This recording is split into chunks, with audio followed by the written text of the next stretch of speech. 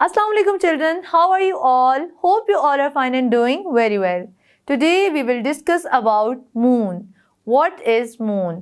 आज हम बात करने वाले हैं चांद की। चांद क्या होता है, ये किस तरह से मूव करता है, ज़मीन के इर्द गिर्द जो इसकी मूवमेंट्स हैं वो कैसी हैं। जी तो बच्चों, चांद जो है इसकी अपनी कोई रोशनी नहीं होती, ठीक है। It has no light. ये क्या करता है, ये क्यों चमकदार होता है, ये सनलाइट को रिफ्लेक्ट करता है जिसकी वजह से इसकी जो सरफेस है वो चमकदार नजर आती है। On the sky after the sun, ठीक है, ज़मीन के ऊपर जब हम देखेंगे आसमान की तरफ तो सूरज के बाद जो सेकंड नंबर पे चमकदार चीज़ नज़र आती है वो चांद होती है, ठीक है। Although it has no light, अगरचे इसकी अपनी कोई लाइट नहीं होती लेकिन फिर भी ये चमकदार होता है। ये इसलिए चमकदार होता है क्योंकि ये सन रेज को रिफ्लेक्ट करता है, सन लाइट को रिफ्लेक्ट करता है, ठीक है। इसकी वजह से इसकी जो सरफेस है वो चमकदार होती है। Moon is the natural satellite of the earth. जो चांद होता है वो ज़मीन का नेचुरल सैटेलाइट होता है। सैटेलाइट क्या होता है, ऐसी चीज़ जो ज़मीन के इर्द गिर्द घूमे उसको सैटेलाइट बोलते हैं, ठीक है।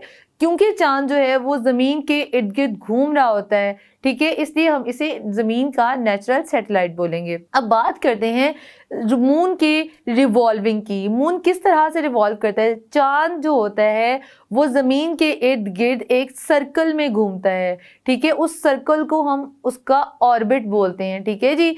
हम चांद का जो ज़मीन के इर्द गिर्द मदार होता है उसको हम बोलते हैं ऑर्बिट। जो मून होता है वो ज़मीन के इर्द गिर्द घूमता है, अपना साइकिल कंप्लीट करता है।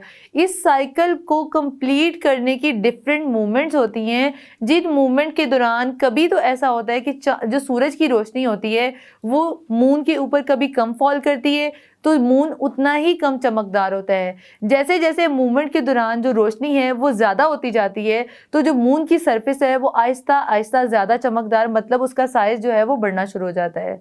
अब हम बात करेंगे इसकी रेवोल्यूशन की। ये अपना राउंड ट्रिप जो है वो कितने दिनों में कंप्लीट करता है ज़मीन के इर्द गिर्द। तो जो मून होता है it complete it's one round trip around the earth in 29.5 days, ठीक है।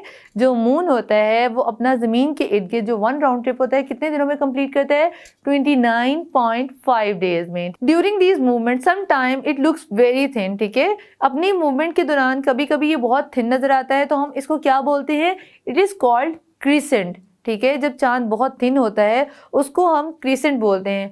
And during the movement when it is complete moon, जब सन की जो कंप्लीट लाइट है मून के ऊपर फॉल कर रही होती है वो पूरे का पूरा चमक रहा होता है, उसको हम कहते हैं फुल मून या बदर। जो चांद होता है वो as compare to earth very smaller in size होता है, ठीक है। It is very smaller in size as compare to earth. चांद का जो साइज होता है वो ज़मीन के मुकाबले में बहुत छोटा होता है।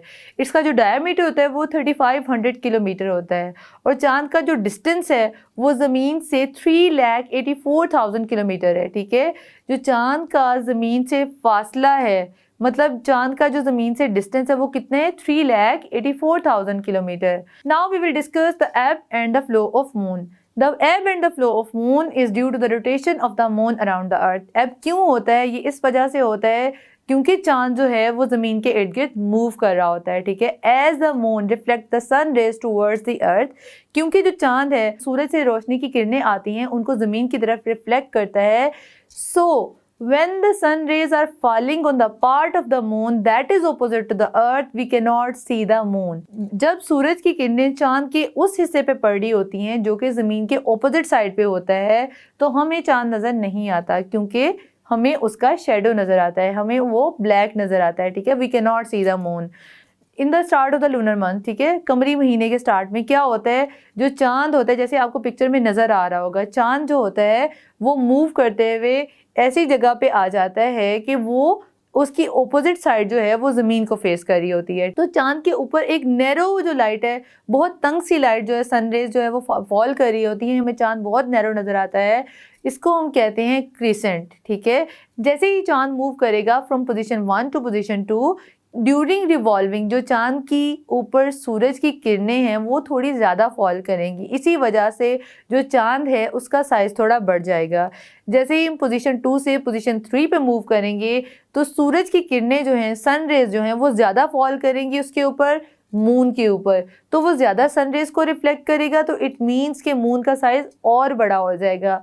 अब जैसे हम मूव करते हुए 2 पोजीशन से पोजीशन 5 की तरफ जाएंगे, तो जो 5 पोजीशन है वहाँ पे सन रेज कंप्लीटली फॉल कर रही हैं मून के ऊपर, तो हमें कंप्लीट मून नज़र आएगा, जिसको कंप्लीट मून, फुल मून या बदर कहते हैं। ठीक है, फुल मून पे क्या होता है, सन रेज जो होती हैं पूरी की पूरी जो है वो मून के ऊपर फॉल कर रही हैं। वो जो मून होता है वो उनको ज़मीन की तरफ रिफ्लेक्ट करता है, जिसकी वजह से जो पूरा चांद है वो चमकदार नज़र आता है। ड्यूरिंग रिवॉल्विंग, अब जो मून है पोजीशन 5 से पोजीशन 6 की तरफ जाएगा, जो सन रेज होती हैं अगेन कम फॉल करना शुरू कर जाएंगी, जो चांद का साइज़ है वो कम होना शुरू हो जाएगा। जैसे ही पोजीशन 6 से पोजीशन 7 पे, पोजीशन 8 पे, तो जो सन रेज हैं वो कम से कम होती जाएंगी, मतलब जो चांद के ऊपर शेडो है वो बढ़ता जाएगा और जो उसका जो ब्राइटर पार है वो कम होता जाएगा। जैसे आप देखते हैं 14वीं को चांद पूरा नज़र आता है, इट मीन 14वीं को क्या होता है, 14वीं रात को कि जो सन रेज होती हैं पूरी की पूरी चांद के ऊपर फॉल कर रही होती हैं। जैसे ही 14वीं रात से 15वीं रात, 16वीं, 17वीं, इस तरह चांद जो है उसकी डेट बढ़ती जाती है, तो चांद का साइज़ कम होता चला जाता है। वो इस वजह से कि जो सन रेज होती हैं वो अगेन कम जो है वो फॉल करती हैं चांद के ऊपर। हमने डिस्क्राइब किया पूरी की पूरी चांद की जो मूवमेंट है अराउंड द अर्थ, और इस मूवमेंट के दौरान चांद के ऊपर जो सूरज की किरणें हैं वो किस तरह से बढ़ती या कम होती हैं। आज हमने बात की मून की और इसकी रेवोल्यूशन की, एब की बात की, and the flow of moon की बात की। उम्मीद करती हूँ आज का लेसन आपको समझ आया होगा। इसी के साथ मुझे दीजिए इजाज़त। अल्लाह हाफ़िज़।